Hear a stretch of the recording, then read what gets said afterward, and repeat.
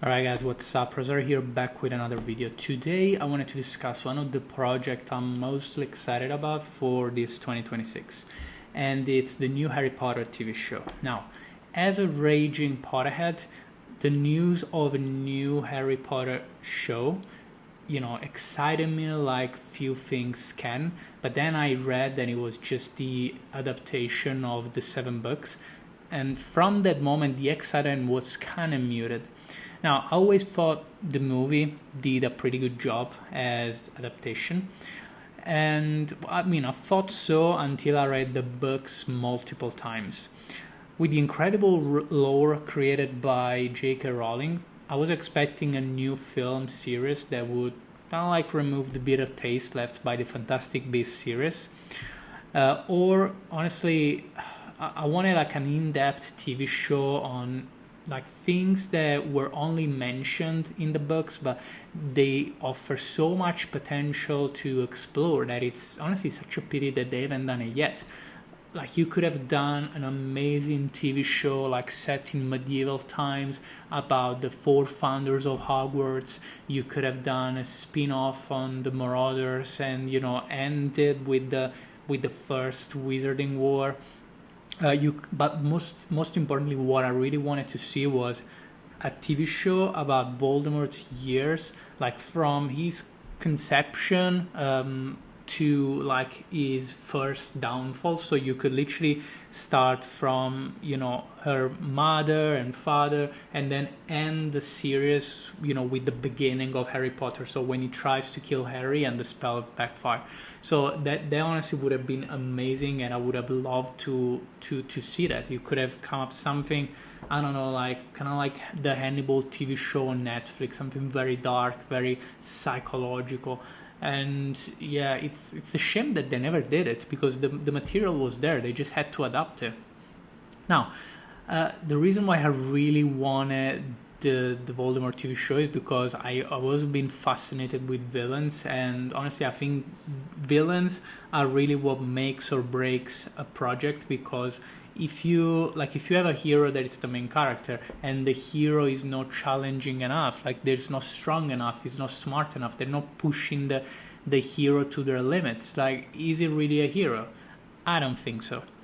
Now, I would say after the initial confusion about rebooting a franchise that ended 15 years ago and is still pretty vivid in people's mind, so much that it became basically a pop culture icon. But I also started to think about the potential opportunities of a new Harry Potter TV show, and the fact is that they said something that I found very encouraging, which is the fact that they wanted to offer a more faithful adaptation of the books. Now, this sounds great, don't get me wrong. The movies did a beautiful job at adapting the books.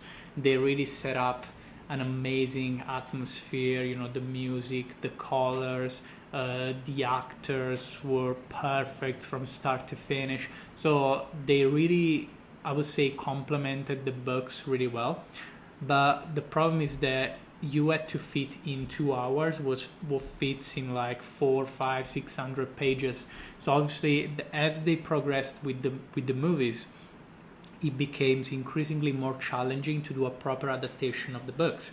Like the first two, even the third movie, like they did a pretty good job. Like, it's pretty spot on. Few things left out, obviously, but nothing important. The core of the book is there. But then the problem is that like the worst ones are the fourth and the sixth, which are some of the most important books in the series. The fourth is the book where Voldemort returns, and the sixth is the book where we learn more about him. So we explore all of his memories. Now, the problems I have with the fourth film is that they pretty much removed all the Barty Crouch Jr. scenes, which are heavily connected to the biggest mystery in the whole book, and which is who put Harry's name in the Goblet of Fire. So he removes a lot of context that makes his reveal at the end not that impactful unless you've read the book first. And the fact is that every Harry Potter book has some sort of big mystery that, basically threads the plot. And they literally removed the main thing of the book from the movie. So I think they did a very, very poor job. It's still an enjoyable movie to some extent, but yeah, I just wanted to dwell more on the mysterious aspects of the story. Then, I mean, don't get me started on the very memeable Dumbledore said calmly, which is, I don't know, the complete mischaracterization of Dumbledore in the movie, because he's supposed to be a very calm and collected character, very wise, very patient, and in that movie he's just yelling and and grabbing everyone. Like it's crazy.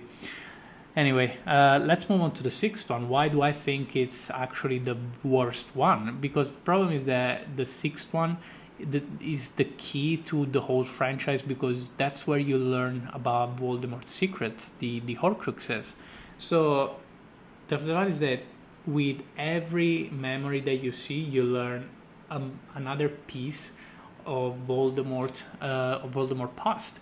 Like, for example, like you learn how he was in school, how Dumbledore met him, but there are two key memories that they were completely absent from the movie, which are essential, which is about Voldemort's parents, like how the mother met his father, how she tricked him into drinking the love potion, how she decided to abandon Voldemort when Voldemort's father left, and so on. And then there's the scene where when Voldemort meets Dumbledore many years after asking for a job, and what Dumbledore who never trusted him can already see that he's changed, and the evil that he's committed is starting to morph his face and his appearance. So like those memories are essential because they show the transformation from kid to tyrant.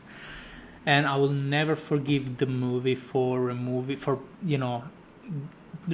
those scenes, and also giving us scenes that were never in the books and they had zero context. Like they're completely useless, like the scene at the bar where Bellatrix and the other Death Eaters, they attack the Weasleys, and then there's the cringe scene where Ginny ties Harry's shoe.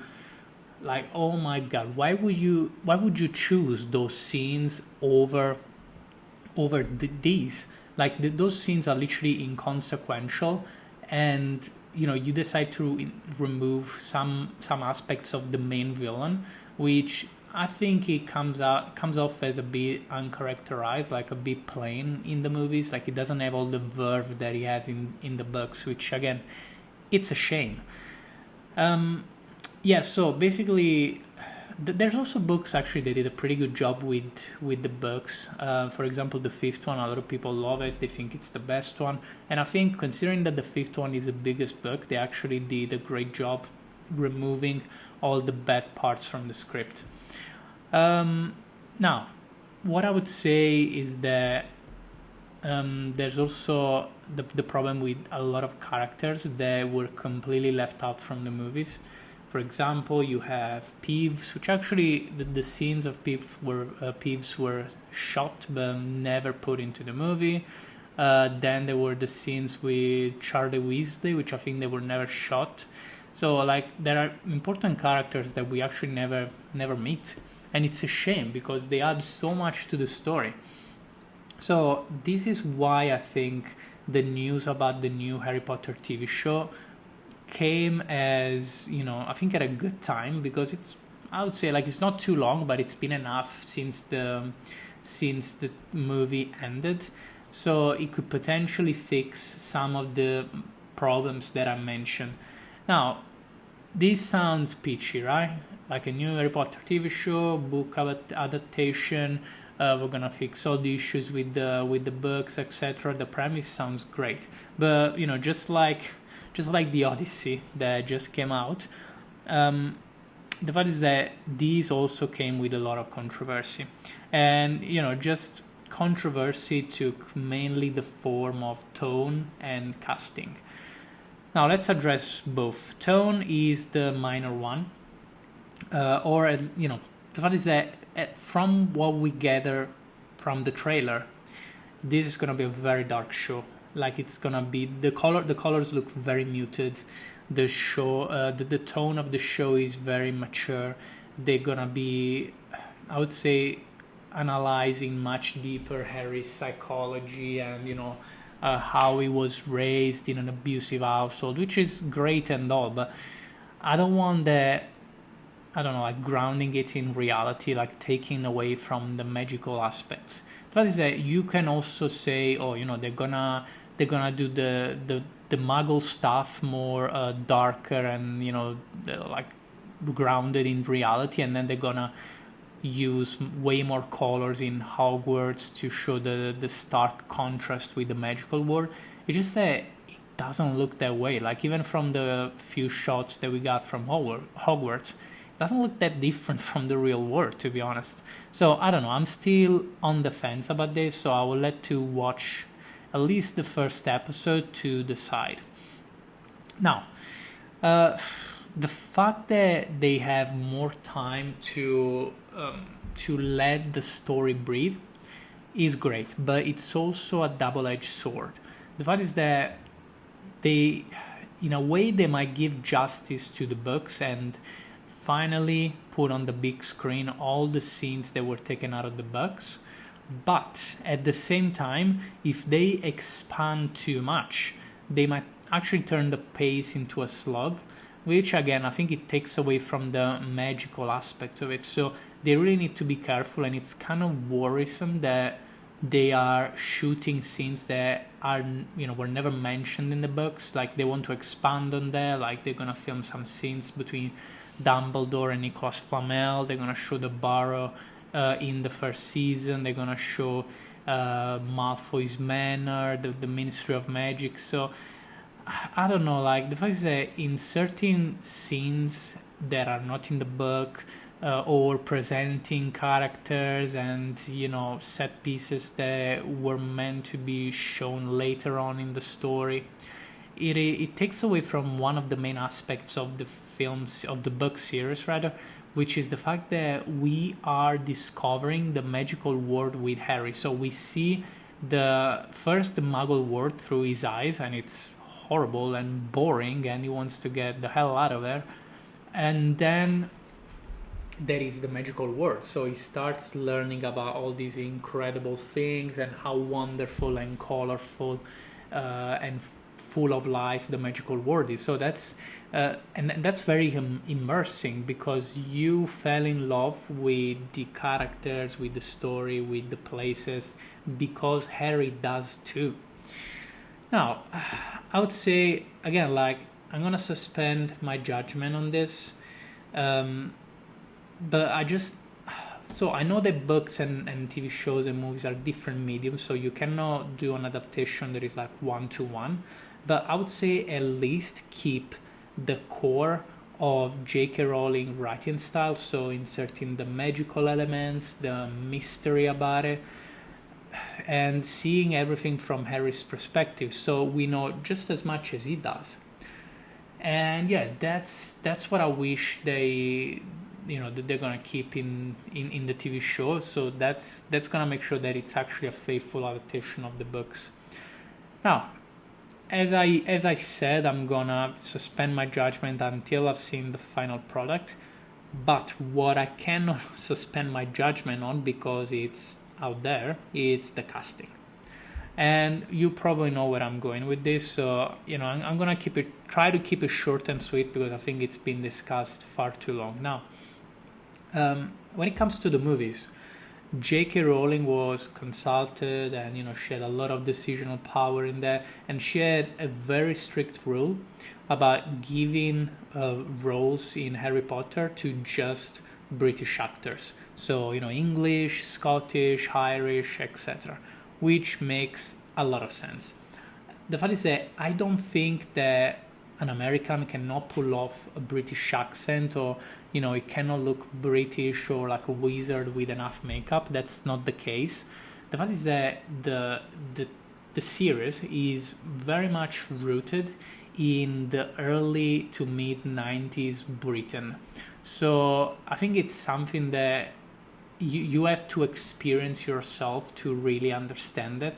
You need to breathe the British life in a way, and if you live there for an extensive length of time, or you're actually born and raised in the UK, you know exactly what it is. And it's something that, I don't know, I think you can almost smell it, like the life in the UK. It's like, I don't know, like imagine toasted bread with butter, or you know the cup of tea that's brewing, the orange marmalade on the crumpet.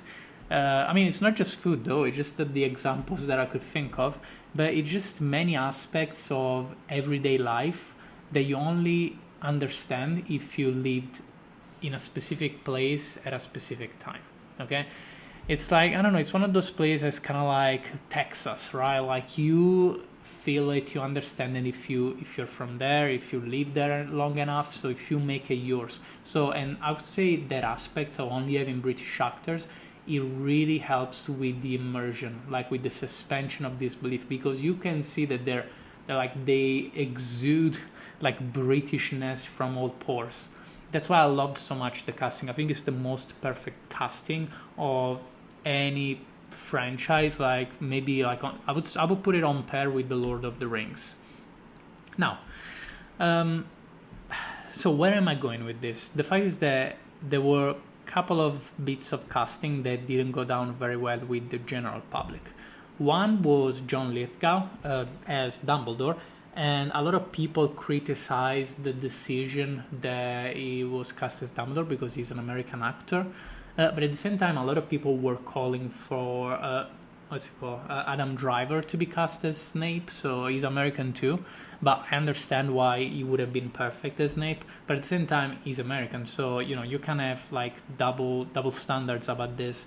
But then I would say, I mean, first of all, we know he's a fantastic actor. I'm talking about John Lithgow.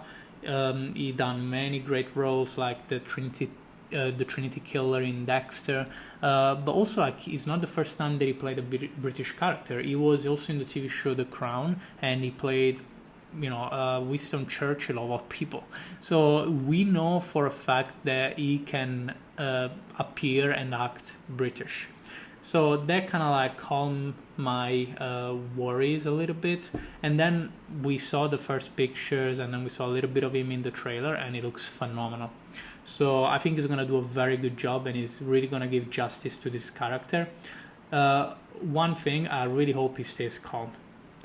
Now, the bit of casting that really sparked an online storm was obviously Paapa Essiedu as Snape.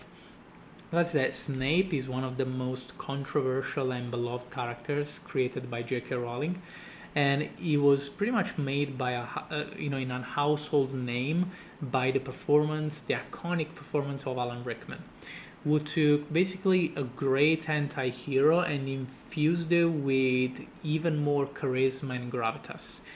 It was, I would say, it was always going to be an impossible task to fill in his shoes. But the fact is that, in a way, like casting an actor that it's already hated from the public because it doesn't look like the character at all is pretty much setting him up for failure. And let me also explain, give some credit also to the actor. I've seen some of the material that he's in. He's a terrific actor, okay, and he also has a decent range. So I think it's not a matter of skills. Like, he can pull off Snape. He can, he can act as the weird, socially awkward and always like ambiguous, like double agent that you don't know if it's fully evil or you can actually trust and whatever. You kind of love and hate at the same time. So I think he can represent that aspect of Snape. But that is that Snape is one of those characters that it's also heavily connected to his appearance. So basically the effect of his personality is enhanced by his appearance. If you see the drawings by J.K. Rowling, and also you see the way it's described in the books and the way Alan Rickman portrays it, Snape is almost like a vampire-like figure. He's pale as a ghost. He has this long and greasy jet black hair. is always dressed in dark robes, and also never shows any signs of warmth and empathy. That's why you're never quite sure about him, just until the very end. There's his physical aspect. He's reminiscent of a man who doesn't spend much time outside and spends most of his time, crouched on his books and, experimenting with potions. If I say he must look like he's both young, because he is. He's like in his he's in his late 30s by the time he dies, and but at the same time he's lived a very painful life. So he's incredibly smart, so much that he created his own spells. He fixed a lot of potion in the potion books, but he's also one of those very complicated characters that you cannot quite identify, because they seem like they're full of contradictions.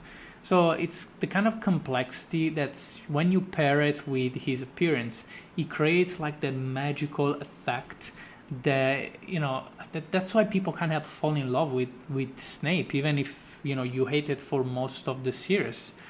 But I have to say, to be honest, I despised it from start to finish. Even after I knew what it did for Harry, it was still a piece of for the way he behaved. He was basically bullying kids and doing everything he could to get people close to Harry death. So I mean, he's a horrible person.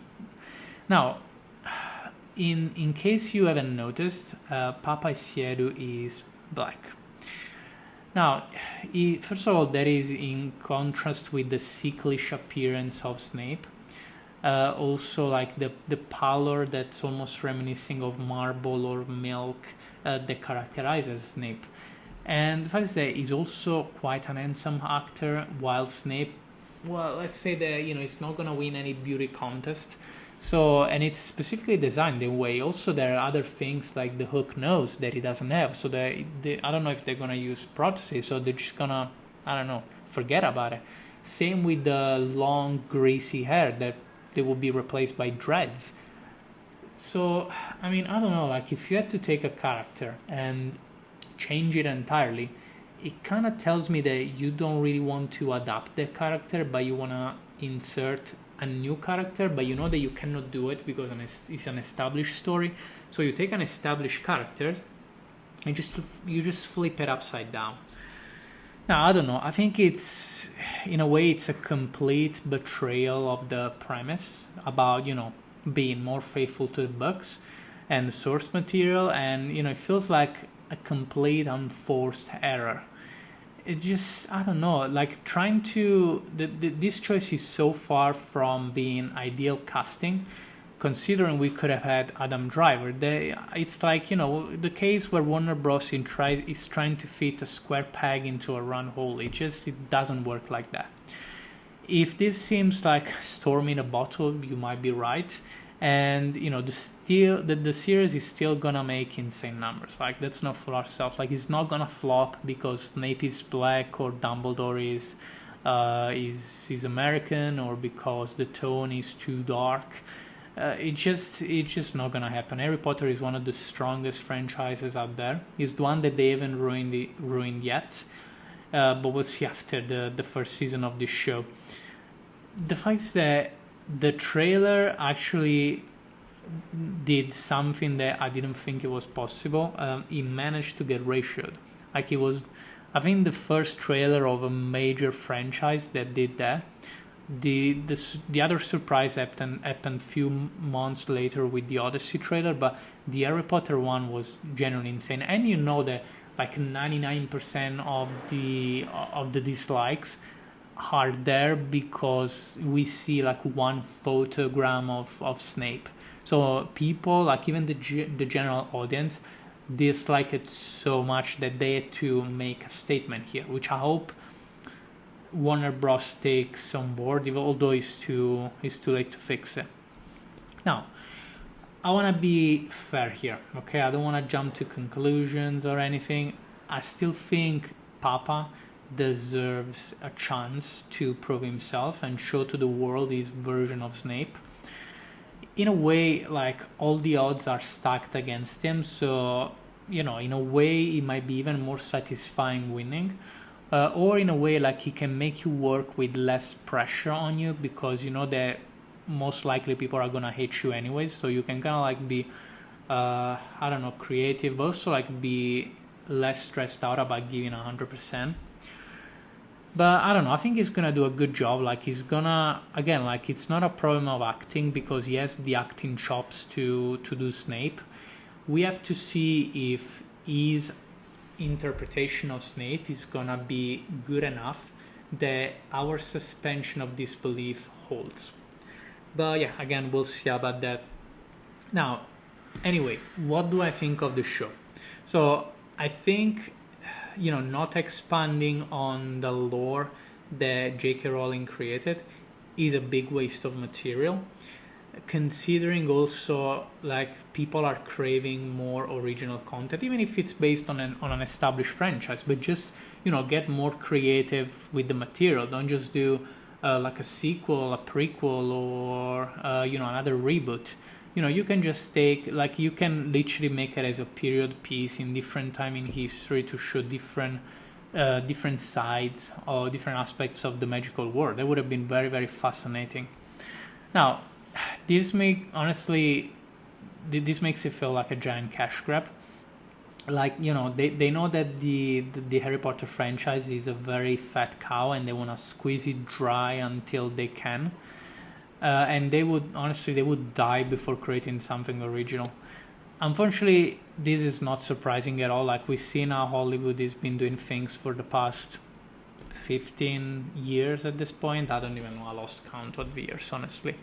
It's just like, it was a matter of time until it was Harry Potter turn, and just until just like with Avengers Doomsday, I'm excited, but also want to keep my expectations under control. Because the last thing I want is ending up hating one of the stories that made my childhood like what it was. And I don't want this TV show to taint the legacy of J.K. Rowling by putting out a mediocre product. So I don't think, honestly, that the first 3 seasons probably, since it's 1 book per season, I think it's going to be 8 episodes, so it's about 8 hours for each book, which is a lot. I think they're going to hardly make better than the movies, because the fact is that the first 3 movies were damn near perfect. They set up the perfect tone, they had the perfect casting, the perfect atmosphere, the perfect balance of mystery and action, and a discovery of the magical world. So it all worked out pretty well. Now, I'm especially waiting for them to give finally justice to the Goblet of Fire and the Half-Blood Prince. So I want to see like more of Voldemort. I want to see more context to these characters. I want him to have more screen time, so we can actually not empathize, because it's very hard to empathize with Voldemort since it's such a cold and calculated character, but to at least being fascinated by this character, by the way he acts and talks and thinks. And also I want to see them give justice to Ron, because in case you don't know, like if you haven't read the books, probably you won't know, Ron is not like the idiot that you see in the movies. Like, he's not the one that always cracks joke and is the butt of every joke, or he just stays silent because he has nothing meaningful to say. That is that a lot of his sins and a lot of Dobby sins were given to Hermione, which, I don't know, appears as like this perfect goddess, almost like too much like main character sometimes. And the problem is that we found out that the screenwriter actually had a big crush on her, so that explains it. But coincidentally, one of the movies that it's loved the most is the 5th one, which is the only one he didn't write. But anyway, again, I don't want to get too much into this because I want to keep this focused on the TV show. I think also it would be very helpful to give a little bit more backstory to Dumbledore, because again there is so much lore that Rowling mentions in the books, but especially the last one. But at the same time, like, he also released that outside the books, and it's so fascinating, so interesting. So I mean, again, like, there could have been a whole TV show or a whole movie on its own. Now, with that being said, I'm still like very excited to have more Harry Potter content dropping, and especially in time for Christmas, because I don't know, just Harry Potter and Christmas, they always fit very well, even although it's not like a Christmas thing. But I don't know, it just felt right to see it, to watch it at Christmas, especially the first two movies. So I'm gonna try to keep my mind wide open and see if this new version of Harry Potter can actually bring the same magic to the screen that the old one did.